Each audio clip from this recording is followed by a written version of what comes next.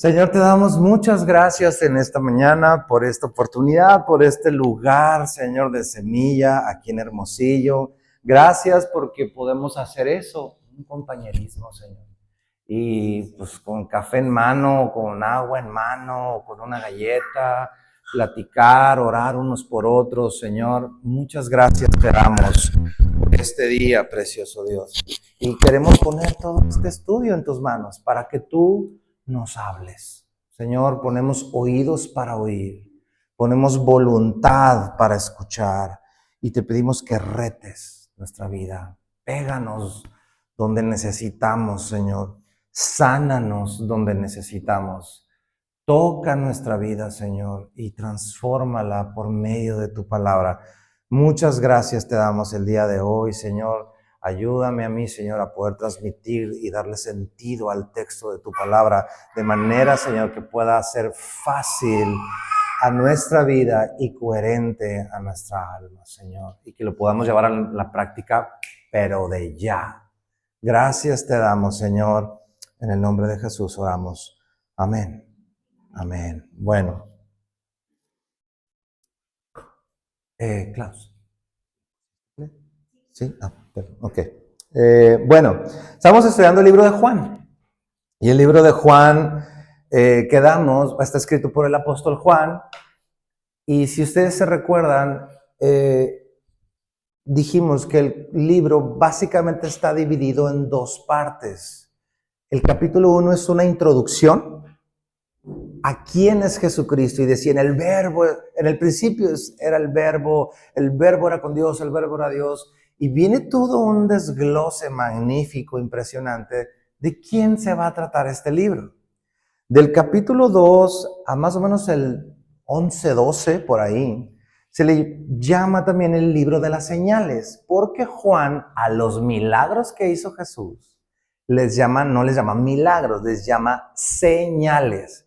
Y estuvimos entendiendo que las señales lo que hacen es apuntar a alguien o a algo. En este caso es a Jesús, ¿no? Y empezamos a ver las primeras, ¿no? Y luego después está ese primer bloque que es de milagros y señales según Juan, apuntando a Jesucristo. También Jesús empieza a hacer una serie de declaraciones. Y esas declaraciones que Jesús hace, agarran al mundo y lo ponen de cabeza, totalmente de cabeza, porque están hechos con el objetivo de señalar quién es Jesús. Y Juan es el evangelio que dice cuál es su objetivo. En el capítulo 20 dice, es para que crean. Se escribieron estas cosas para que creas y que tengas vida en su nombre, ¿no?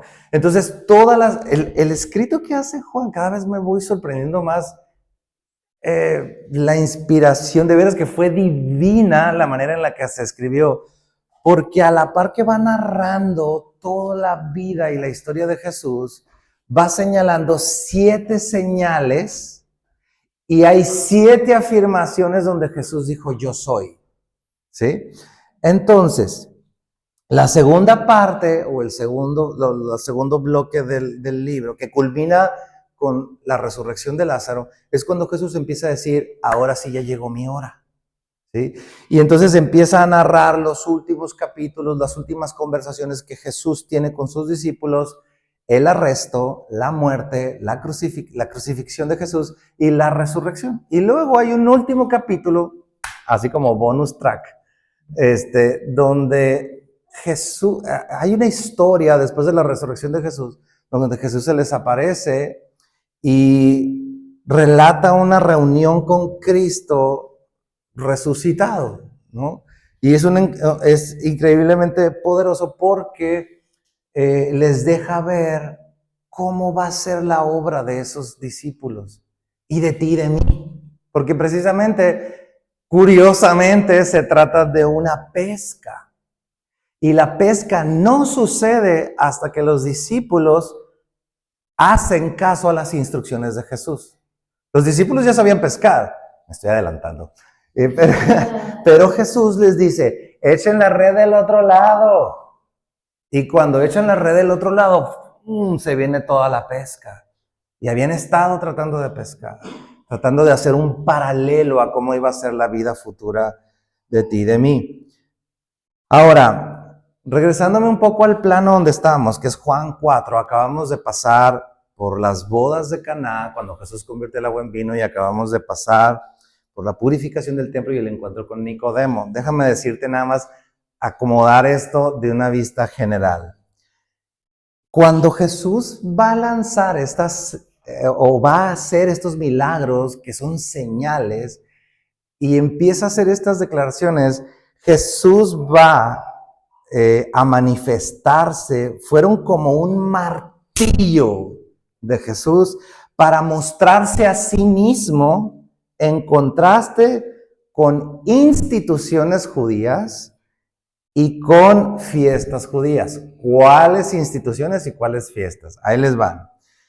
La primera que vimos, que está en el capítulo 2, versículo 1 al 12, es la institución de las bodas. Para los judíos las bodas eran toda una institución, todo un acontecimiento, y él afirmó a través de la conversión del vino que él es el Mesías, y fue, dice Juan, inicio de señales, y dice, para que sus discípulos que se acababan de juntar con él, creyeran en él. Pero también era para que tú y yo comprendamos que él es el que trae el banquete continuo a tu vida, ¿no? Y todo eso lo puedes ver ahí en YouTube, ahí pusimos los mensajes, pero eso es lo primero. Jesús convierte el agua en vino, la institución de las bodas. Segundo, el templo. Dice que después de eso va al templo, ¿y qué hace con el templo? Lo purifica, agarra un látigo y saca a todo mundo, lo purifica y les dice, si destruyes este templo, yo lo voy a levantar en 3 días. Y lo que Jesús está haciendo, está cambiándoles la perspectiva y diciéndoles, yo soy el templo. De hecho, tú y yo somos ese templo. ¿Por qué? Porque como iglesia somos el cuerpo de Cristo. ¿Sí? Entonces, y en el cuerpo de Cristo es donde hoy habita su gloria. Y luego en el capítulo 3, que vimos los últimos 2 domingos, va Jesús contra otra institución. ¿Cuál es? El Sanedrín. Es decir, la investidura de un rabí. Y es cuando se encuentra con Nicodemo. Porque Nicodemo es del Sanedrín, es un principal, es un tipazazo, estudiado, preparado, con ascendencia griega, su nombre es griego. Y Jesús lo que hace es decirle, tu linaje no sirve. O sea, tú no tienes el cielo ganado, papacito, por ser todo un salchichón judío, ¿no? Tienes que nacer de nuevo. Y tu purificación supuesta no es suficiente. Vas camino a la muerte. Estás condenado. Pero Juan dice, de tal manera, pese a toda tu humanidad, te ha amado el Dios que Dios ha dado a su Hijo unigénito para que si tú crees en Él, tengas vida eterna. Entonces, ahí está el tercer hitazo que da contra otra institución. Y el día de hoy vamos a ver la cuarta, que es el pozo. Un pozo. Jesús llega a un pozo y resulta que ese pozo es un pozo de Jacob. Jacob en el Antiguo Testamento, por dirección, en algún momento levanta ese pozo y Dios les provee agua a través de ese pozo. Y entonces lo que sucede es que no nada más ese pozo es un hecho histórico, sino que Jacob es un patriarca, ¿no? Vámonos a Juan capítulo 4, por favor. Y mientras vas para allá, entonces es la parte del pozo, como lo tradicional, ¿no? Esa es otra institución.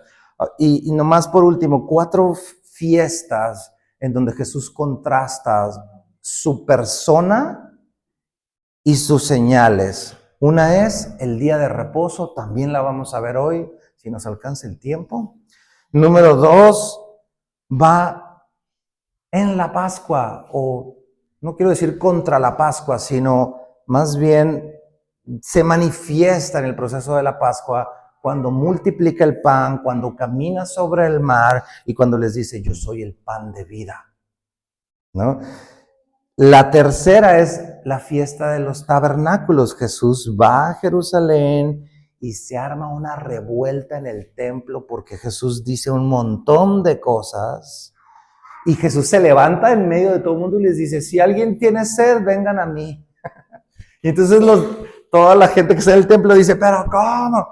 Y luego después de ahí viene una fiesta, que es la fiesta del Hanukkah, que es una relación a un hecho histórico en el pueblo judío, pero ahí es donde Jesús sana a un ciego de nacimiento, haciéndoles ver que los fariseos tienen una ceguera total, y es cuando Jesús dice, yo soy la luz del mundo, yo soy la puerta, yo soy el buen pastor, el Padre y yo somos uno, ¿no?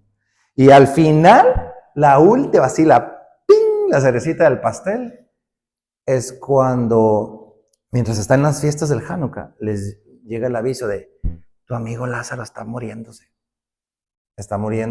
y está mal, ven a verlo. Y Jesús se queda esperando que Lázaro muera, ¿no? Y entonces muere Lázaro y Lázaro es resucitado, esa es la séptima señal, y Jesús declara, yo soy la resurrección y la vida, ¿no? Y vemos el proceso de Marta y María, ¿se acuerdan? Marta afanada, María a los pies sin hacer nada, y Jesús resucita a su amigo, ya con todo el pleito que viene, pleito público, político, religioso, y lo resucita sabiendo que por esa resurrección a él lo van a matar. Digamos que es como un intercambio de muertes. Voy a salvar a mi amigo de la muerte, pero yo voy a morir en su lugar. ¿Sí? Y entonces Jesús entra triunfante a Jerusalén en un burrito y viene el arresto. Días posteriores, viene la muerte, las últimas palabras de Jesús, muerte, resurrección y luego el último capítulo. Así es como lo vamos a estar estructurando, ¿ok? Entonces, algo que quiero decirte, regresándonos al pozo, ¿no? Al pozo de Jacob. Jacob no era... Bueno, mejor vamos al verso 1, capítulo 4, verso 1, dice, cuando pues el Señor entendió que los fariseos habían oído decir, Jesús hace y bautiza más discípulos que Juan, aunque Jesús no bautizaba sino sus discípulos, salió de Judea y se fue otra vez a Galilea. Y le era necesario pasar por Samaria. Vino pues a una ciudad de Samaria llamada Sicar, junto a la heredad de Jacob que dio a su hijo José. Y estaba allí el pozo de Jacob, que les estaba mencionando, ¿no? Entonces Jesús, cansado del camino, se sentó así junto al pozo. Era como la hora sexta. Vino una mujer de Samaria a sacar agua y le dijo Jesús, dame de beber. Pues sus discípulos habían ido a la ciudad a comprar de comer. La mujer samaritana le dijo, ¿cómo tú, siendo judío, me pides a mí de beber, que soy mujer samaritana? Porque los judíos y samaritanos no se tratan entre sí. Respondió Jesús y le dijo, si conocieras el don de Dios y quién es el que te dice, dame de beber, tú le pedirías y él te daría agua viva. La mujer le dijo, Señor, no tienes con qué sacarla y el pozo es hondo. ¿De dónde, pues, tienes agua viva? ¿Acaso eres tú mayor que nuestro padre Jacob? Claro, porque pues están sacando agua real, ¿no? ¿Acaso eres tú mayor que nuestro padre Jacob, que nos dio este pozo del cual bebieron él, sus hijos y sus ganados? Respondió Jesús y le dijo, fíjate la respuesta, cualquiera que bebiere de esta agua volverá a tener sed, mas el que bebiere del agua que yo le daré, no tendrá sed jamás, sino que el agua que yo le daré será en él una fuente de agua que salte para vida eterna. Y la mujer le dijo, Señor, dame esa agua para que no tenga yo sed, ni que venga aquí a sacarla. A ver, ahora sí.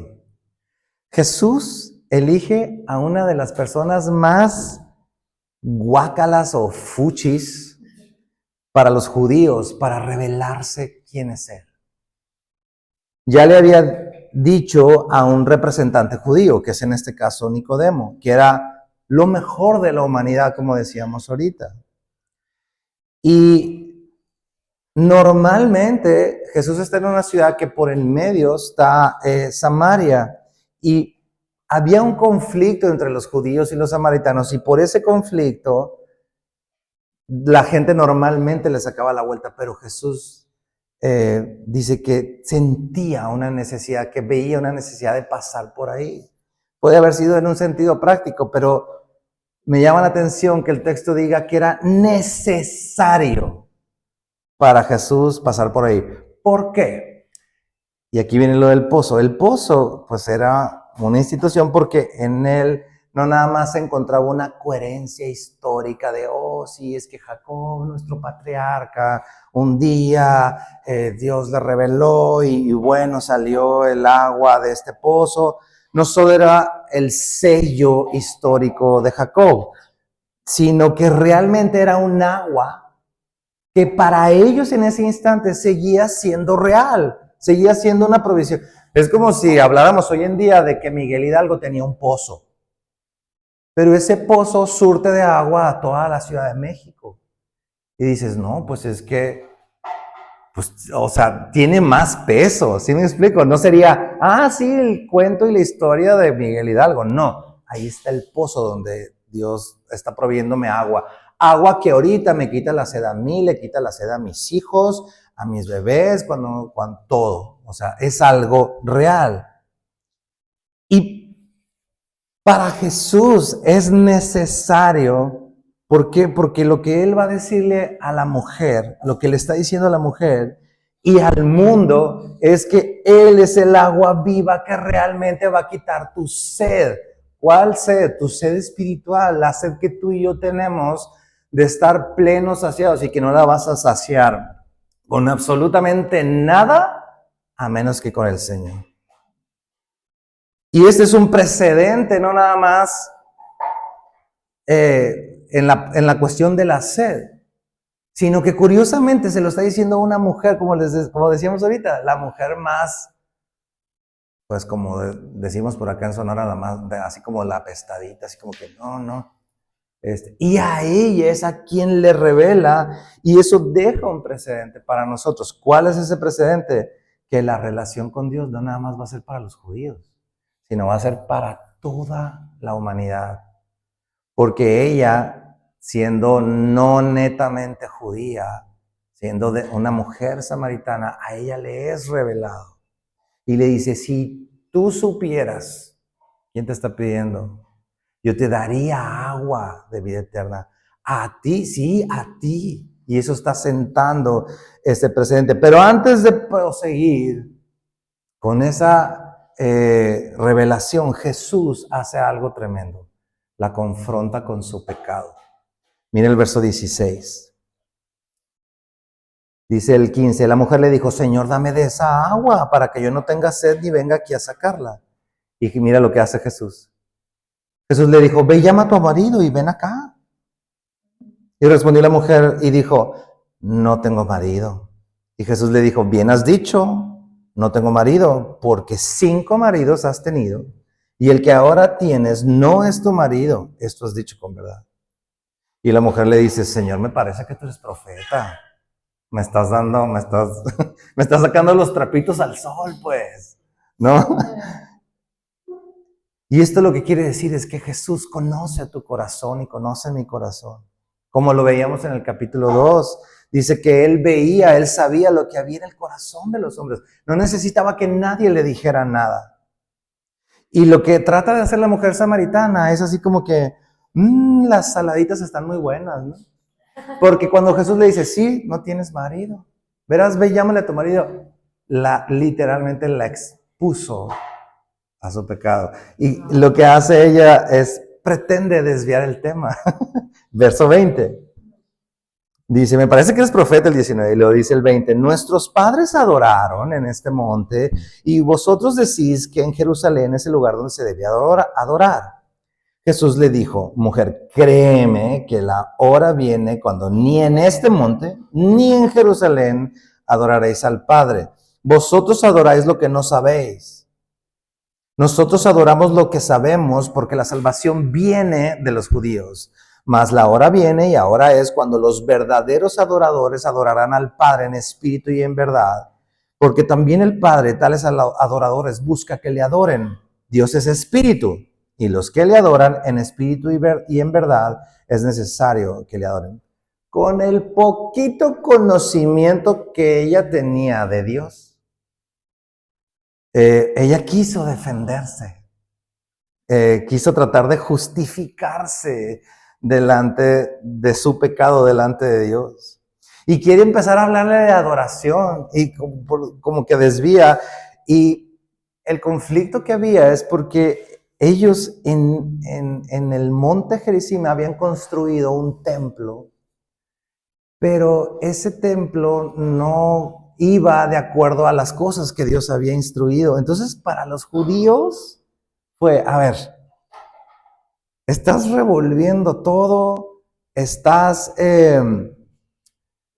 saliéndote de las instrucciones que Dios nos dio. Entonces, para los judíos, los samaritanos eran así como que, no te quiero ni ver, ¿no? Y por eso le sacaban la vuelta. Y cuando empieza a hablarle de la adoración, Jesús le dice, a ver, chica, ustedes ni siquiera saben lo que adoran. ¿Sí? Ni siquiera saben lo que adoran. Y le empieza a dar un panorama de que la adoración ya no nomás va a ser de judíos. Ya no importa qué significa que no va a ser ni en Jerusalén, ni en este monte, ni nada de eso, que no va a ser bajo estándares humanos. La adoración no es bajo estándares humanos. Ahora va a ser al Padre donde sea, cuando sea y bíblicamente hablando. Y empieza a ordenarle las ideas. Mira, si se fijan, dice, verso 22, vosotros adoráis lo que no sabéis, le dice Jesús. Y luego dice, nosotros adoramos lo que sabemos porque la salvación viene de los judíos, como diciéndole, de aquí, así es como son las cosas. Y empieza a darle ese orden. La salvación viene del pueblo judío. Y el parámetro que Dios cambia para la mujer, pero para todos a través de este texto, es la adoración. Y le dice, la adoración va a ser en espíritu y en verdad. Y yo no sé si ustedes se han preguntado, ¿qué es adorar a Dios en espíritu y verdad? Hasta un grupo de música tenemos, ¿no? En espíritu y verdad. ¿Qué es adorar a Dios en espíritu y en verdad? Primero vamos a ver lo que no es, ¿no? Adorar en espíritu y verdad. En espíritu lo que no es una adoración con los ojos volteados en blanco, en una especie como de trance. La adoración no es en el plano natural, o sea, que estás allá como en un éxtasis místico extraño, sino es, lo que sí es que proviene de tu interior. Si tú revisas la palabra espíritu, ahí cuando dicen espíritu y verdad, la palabra espíritu en griego no se refiere al Espíritu Santo, se refiere a tu espíritu y al mío. Entonces, cuando dice Jesús que el Padre busca que le adoremos en espíritu, y en verdad, en espíritu es que proviene de tu interior, que está enfocado en una comunión con Dios, que nace de un corazón tocado por su palabra y que su palabra pues es la verdad y que es una respuesta tuya en tu interior para corresponder a la obra que Dios hace en tu vida. Entonces, por ejemplo, nosotros aquí en Semilla, ahorita vamos a tener al final un tiempo de adoración. O sea que como que al revés, ¿no? Porque muchas veces estamos acostumbrados a que en las iglesias hay alabanza y después está la predicación y luego amén y vámonos.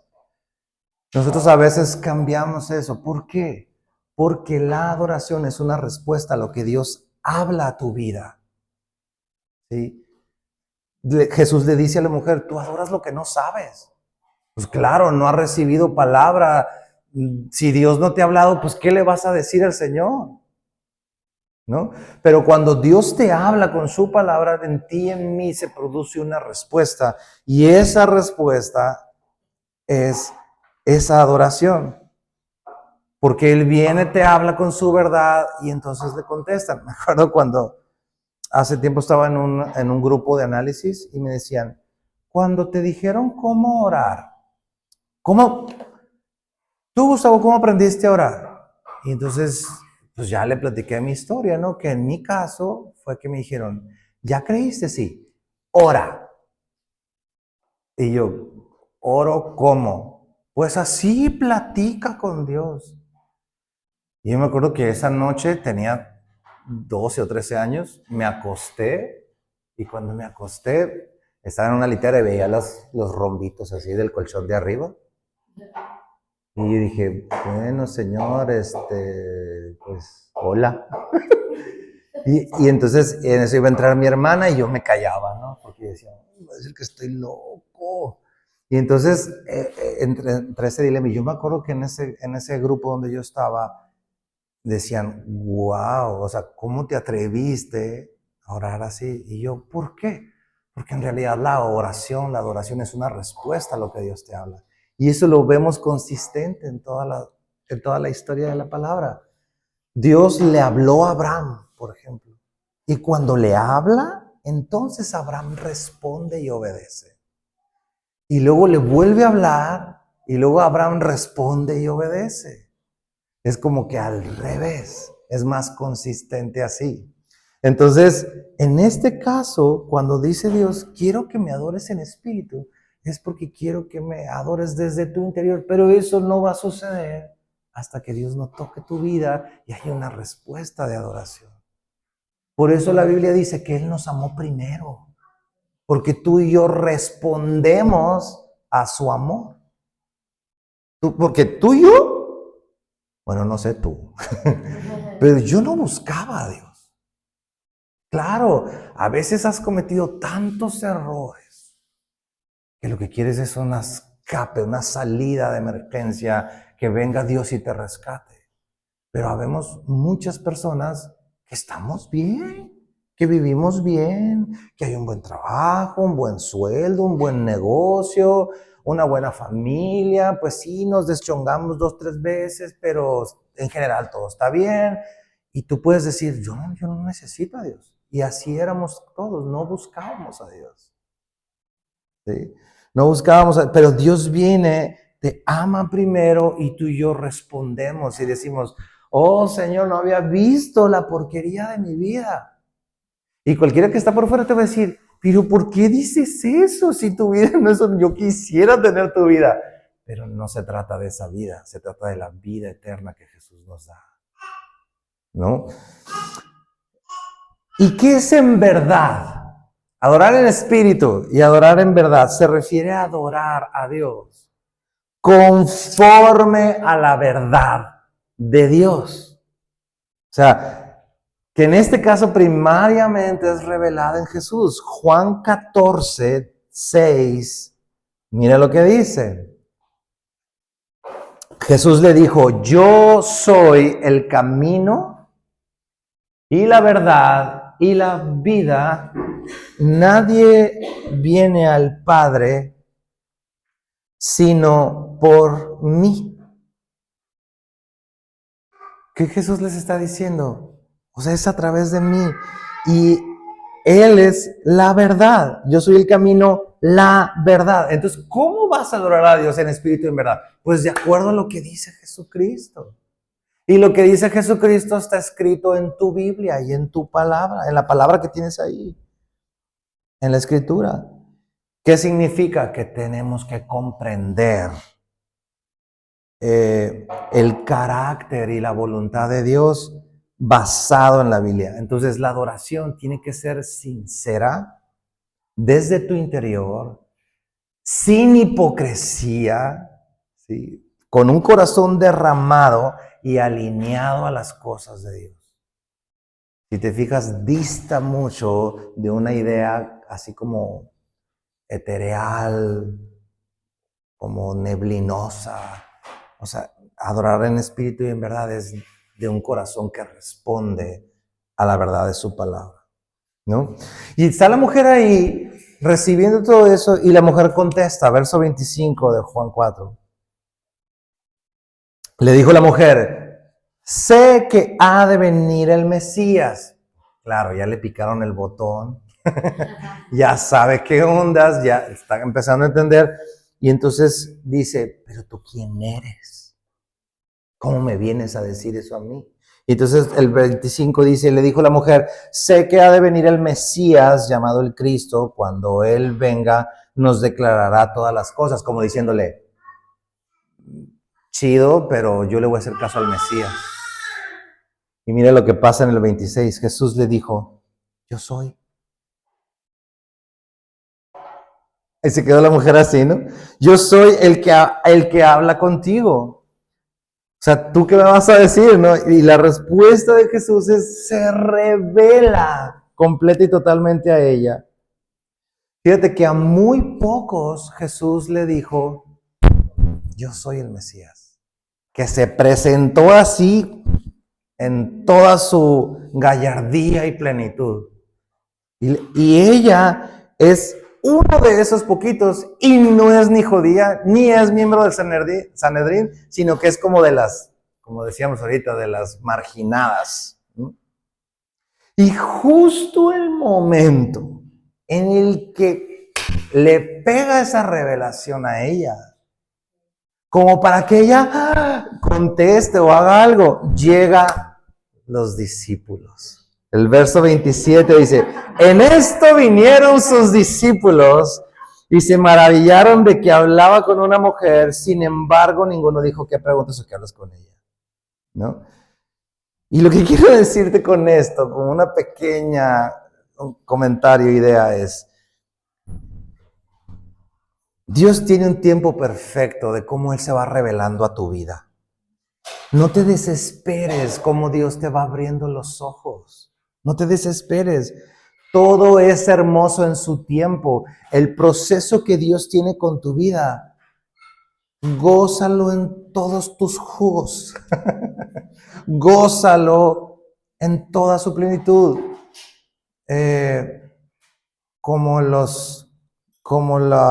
Como si tu vida en Cristo fuera como una caja de chocolates. Ve comiéndote uno por uno, saboreándolo lentamente. Vive el proceso en el que Dios te está dejando. Porque esta mujer, por ejemplo, no tuvo chance de revirar. Justo de una declaración tan enormemente grande como decir, estás delante del Mesías.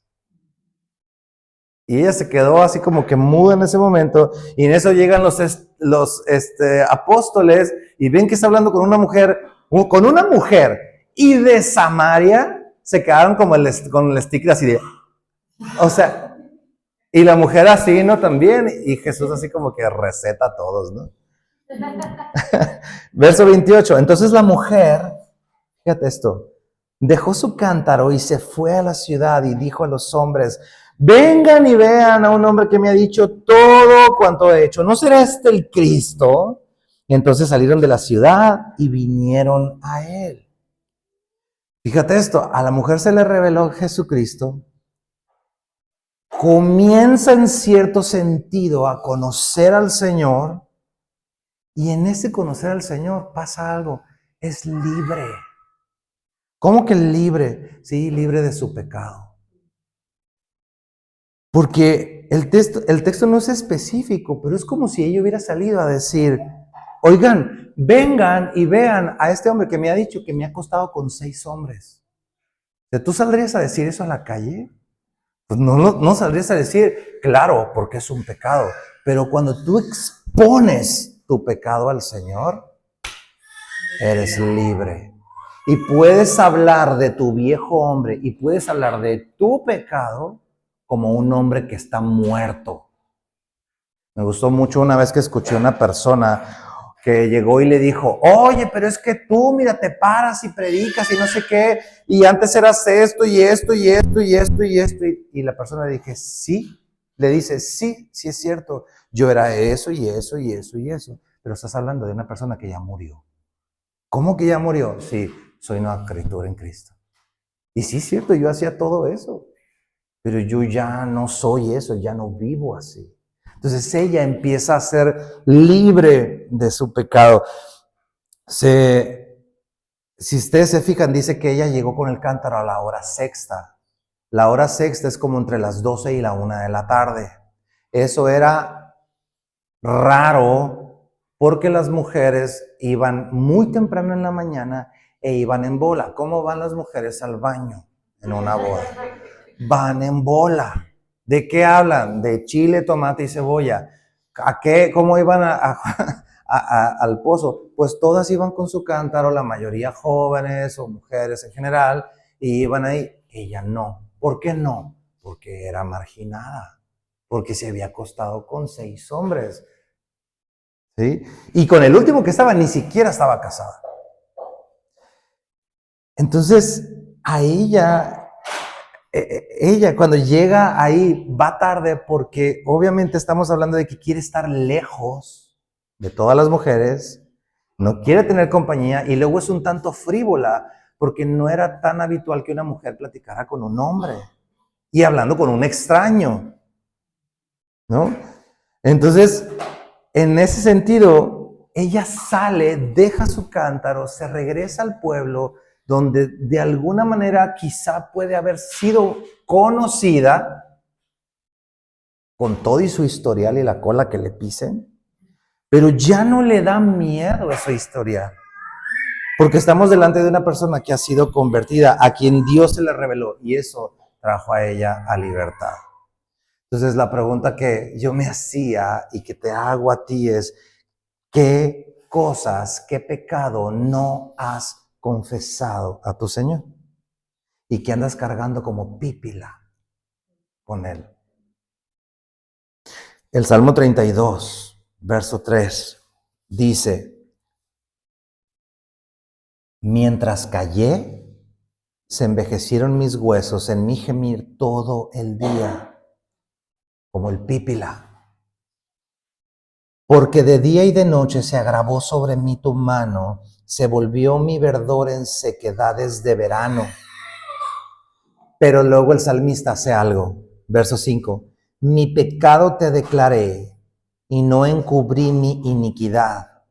Dije, confesaré mis transgresiones a Jehová. ¿Y qué hizo el Señor? Tú perdonaste la maldad de mi pecado. Entonces, ¿qué te digo hoy? Sé libre de tu pecado. ¿Cómo? Confiésalo.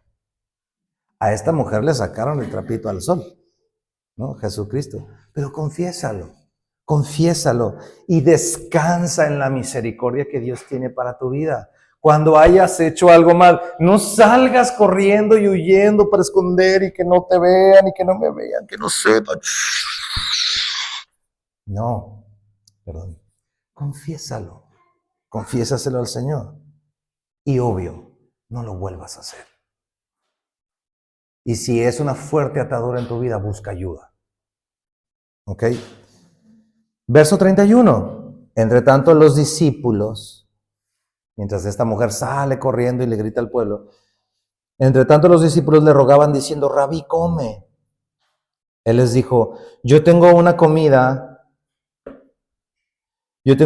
que comer que vosotros no sabéis. Entonces los discípulos decían unos a otros, ¿le habrá traído algo de comer la mujer? ¿O le habrán traído algo de comer, perdón? Jesús le dijo, mi comida, ojo, es que haga la voluntad del que me envió y que acabe su obra. 35. ¿No decís vosotros, aún faltan 4 meses para que llegue la siega? He aquí os digo, alzad vuestros ojos y mirad los campos, porque ya están blancos para la siega. Y el que siega recibe salario y recoge fruto para vida eterna, para que el que siembra goce juntamente con el que siega. Porque en esto es verdadero el dicho, uno es el que siembra y otro es el que siega. Yo los he enviado a cegar lo que ustedes no labraron, otros labraron y vosotros habéis entrado en sus labores. Jesús lo que les está diciendo aquí es, ante todo este panorama del pozo, les está diciendo y reafirmando que estaba haciendo la voluntad de su Padre y que debía acabar la obra encomendada. Y no es que no fuera importante comer para Jesús, claro que lo es, porque si no comemos, pues morimos y no tenemos fuerzas para hacer lo que el Señor nos encomendó. Pero lo que Jesús les está tratando de decir es, la vida se trata más que de estas cosas humanas. No es que no sea importante la comida, no, va más allá a mi propósito. Hay cosas más importantes en tu vida que tu cotidianeidad, ¿no? Jesús reveló, aparte, esto, que es su mayor fuente de energía y satisfacción. Su mayor fuente de energía y satisfacción. Porque Él era 100% humano, pero también era 100% Dios. Y como humano, obviamente necesitaba energía y necesitaba una cierta satisfacción. Entonces lo que Jesús les está diciendo a ellos, les está explicando que su verdadera plenitud y satisfacción era hacer la voluntad de Dios. Entonces yo te pregunto a ti, ¿te has sentido insatisfecho en tu día, en tu vida? ¿Que te sientes insatisfecho? Es que no, como que pregúntate, ¿estás haciendo lo que Dios te pidió que hicieras? Porque Jesús dice que su satisfacción, que en este caso era su saciedad para comer, en realidad era opacado eso por hacer la voluntad de su Padre. Entonces, pregunta para ti, para mí, ¿estás haciendo lo que Dios te pidió hacer? Te voy a decir algo, ahí es donde va a estar tu verdadero gozo, en que hagas la voluntad de tu Padre. De repente estamos haciendo tantas cosas en nuestra semana que nos agobian, nos fatigan y son una carga tremenda.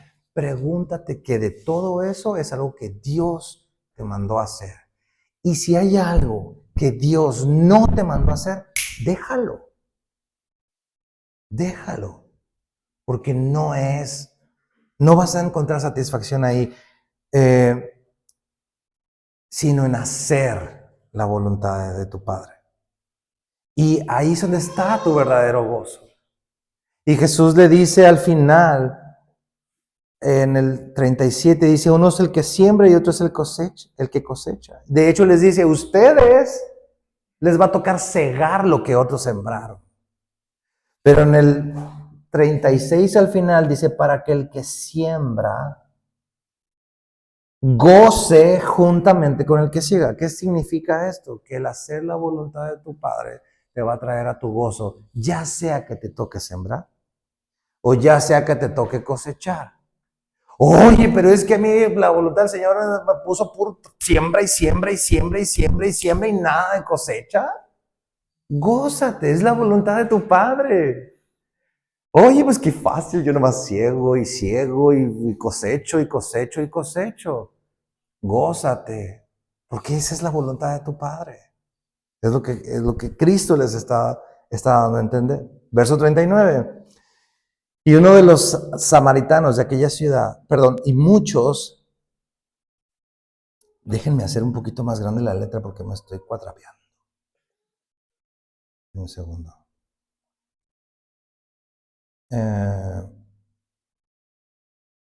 Aquí está. Y muchos de los samaritanos de aquella ciudad creyeron en él por la palabra de la mujer que daba testimonio diciendo, me dijo todo lo que he hecho. Entonces vinieron los samaritanos a él y le rogaron que se quedase con ellos, y se quedó allí 2 días. Y creyeron mucho más, fíjate esto, subraya esto, creyeron muchos más por la palabra de él. Y decían a la mujer, ya no creemos solamente por tu dicho, porque nosotros mismos hemos oído y sabemos que verdaderamente este es el Salvador del mundo, el Cristo. Déjame decirte esto, siempre va a haber más fruto por las palabras de Él que por las tuyas. Tú puedes darle tu testimonio y tener un testimonio, wow, de la misericordia de Dios sobre tu vida. Pero nada va a llevar a construir la fe de una persona que sus palabras. Porque lo que tú y yo queremos, o lo que tú quieres, es a Jesucristo. Entonces no te vayas por las señales nomás apuntan a Jesús, sino por sus palabras. Ahí es donde la fe verdaderamente crece. Y precisamente por este punto, miren el verso 43, que es cuando Jesús sana a un paralítico, al hijo de un noble. Dice, 2 días después salió de allí y se fue a Galilea, porque Jesús mismo dio testimonio de que el profeta no tiene honra en su propia tierra. Cuando vino a Galilea, los galileos le recibieron. ¿Por qué lo recibieron? Habiendo visto todas las cosas que había hecho en Jerusalén, o sea, en el capítulo 3, pues, en la fiesta, porque también ellos habían ido a la fiesta, y esto va a ser precisamente un recordatorio de no ver a Jesús por lo que hace, sino por su palabra, sus palabras. Verso 46, vino pues Jesús otra vez a Caná de Galilea, donde había convertido el agua en vino, o sea, segundo round, ya convertí el agua en vino, ya purifiqué el templo. Ahí vengo otra vez. Y había en Capernaum un oficial del rey. Ojo con esto, si es oficial del rey, seguramente era un soldado gentil, es decir, otra vez, no judío. Posiblemente, quizás hasta romano. Y dice, cuyo hijo estaba enfermo. Cuando oyó que Jesús había llegado a Judea de Galilea, vino a él y le rogó que descendiese y sanase a su hijo, que estaba a punto de morir. Entonces Jesús le dijo, si no vieres señales y prodigios, no creeréis. Y estas palabras insinúan un contraste. Dice un comentarista, estas palabras insinúan un contraste entre los samaritanos, que creyeron por su palabra, y los judíos que no querían creer a menos que vieran señales. Acaba de ir allá y decirles, yo soy el Mesías. Listo, se acabó, ya, todos creemos. Viene acá y ¿me puede sanar al hijo? Y Jesús dice, ustedes están como ver para creer, en lugar de creer para ver lo que yo hago en tu vida. Y como estaba ahí seguramente es posible que esas palabras no eran netamente para el oficial, sino para la gente que estaba ahí alrededor cuando el oficial llega y le dice, oye, ven y sana a mi hijo. ¿No? Verso 49, el oficial del rey le dijo, Señor, desciende antes que mi hijo muera. Jesús le dijo, ve, tu hijo vive. Y el hombre, subraya esto, creyó la palabra que Jesús le dijo y se fue. Cuando él ya descendía, sus siervos salieron a recibirle y le dieron nuevas diciendo, tu hijo vive. Entonces, él les preguntó, ¿a qué horas había comenzado a estar mejor? Y le dijeron, ayer a las 7 le dejó la fiebre. El padre entonces entendió que aquella era la hora en la que Jesús le había dicho, tu hijo vive. Y, subraya esto, creyó en él con toda su casa. Esta segunda señal es la segunda señal. Hizo Jesús cuando fue de Judea a Galilea. Es impresionante que de nuevo una señal hecha a una persona no judía, dejando que el reino de los cielos no nada más era para los judíos, sino para todos. O sea, después de ver a una mujer samaritana, no judía, samaritana, marginada, en uno de los lugares más icónicos para la comunidad judía, para decirle, yo soy la fuente de agua de vida eterna. Y ahora viene y sana la fiebre mortal de un hijo de un oficial. Es impresionante. Y Jesús quiere hacer notar esto, que el pueblo estaba creyendo no por las palabras que decía, sino por las obras, por los milagros. Y lo que les decía ahorita, subrayen, dice, el hombre creyó, en el verso 50, creyó la palabra que Jesús le dijo. Y yo te quiero hacer una pregunta. ¿Qué pasa el intervalo? Imagínate que tenemos un problemón o una situación difícil y viene la palabra del Señor y te dice, no sé, algo. Yo voy a estar contigo, voy a cuidar de ti, de tu familia. Viene la escritura y se te revela el Señor y dices, wow, Señor, tú eres mi defensor. ¿Qué pasa entre que te da esa palabra y realmente sucede algo? En este caso, este hombre llegó hasta el día siguiente. O sea, llega con Jesús y le dice, tu hijo vive. Y entonces él se va y dice, hasta el otro día, cuando él llega a la ciudad o al lugar donde está, dice que le dicen, es que ayer fue cuando Jesús, ¿a qué hora es esa? No, ayer como a las 7. Quiere decir que desde aquel momento había sucedido. Y la pregunta es, ¿cuánto dura nuestra fe en un proceso de horas, días, semanas o años? ¿Qué es lo que mantiene tu mente, tu cabeza y la mía libre de dudas? Para este hombre fueron, no sé, 18 horas, X. Por lo que se entiende fue al día siguiente, ¿no? Pero fueron 18 horas donde la mente puede traernos otra vez toda la porquería de la imposibilidad, cuando Dios ya te dijo lo contrario. ¿Sí me explico? Entonces, ¿qué fue lo que lo mantuvo? Lo que dice el verso 50. El hombre creyó la palabra que Jesús le dijo. Entonces, cuando tú abras la palabra, aprópiate de ese texto, mételo en tu mente, mételo, repítetelo tantas veces sea necesario para que se haga una carne en tu vida, porque es lo único que va a mantener tu fe en alto.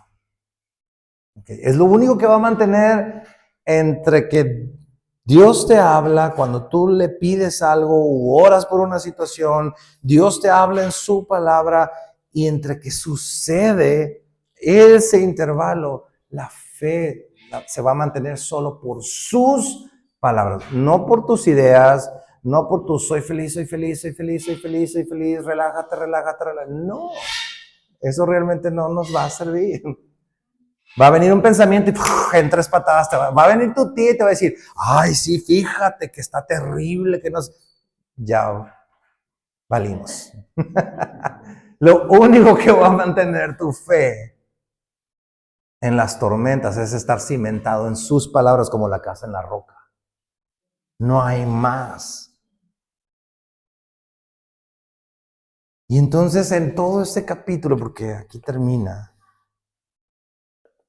dice,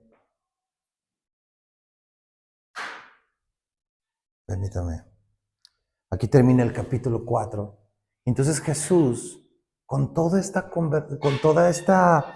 experiencia que se vive ahí en el pozo, Él viene a decirnos, yo soy el agua. Sí, tienes el pozo, sí, tu historia de Israel, sí, los patriarcas, pero yo soy el agua que viene a saciar tu sed. Y por cierto, no te bases en los milagros, básate en mis palabras. El siguiente capítulo, que es el capítulo 5, va a ir ahora Jesús contra una de las primeras fiestas, como decíamos ahorita al principio. ¿Cuál es esa primera fiesta? El día de reposo. ¿Sí? Y me voy a detener hasta aquí para que antes de entrar, el siguiente domingo vamos al siguiente capítulo, para que meditemos en esto. O sea, ¿qué es lo que Dios te ha hablado ya? ¿Sí? Y entender esto, la palabra es lo único que va a sustentar tu vida. Es lo único que va a sustentar tu vida, así como sucedió con este funcionario, así como la mujer samaritana cuando Jesús le dice, yo soy el Mesías, le es revelado. Y entonces vamos a tomar un tiempo para orar y darle gracias al Señor.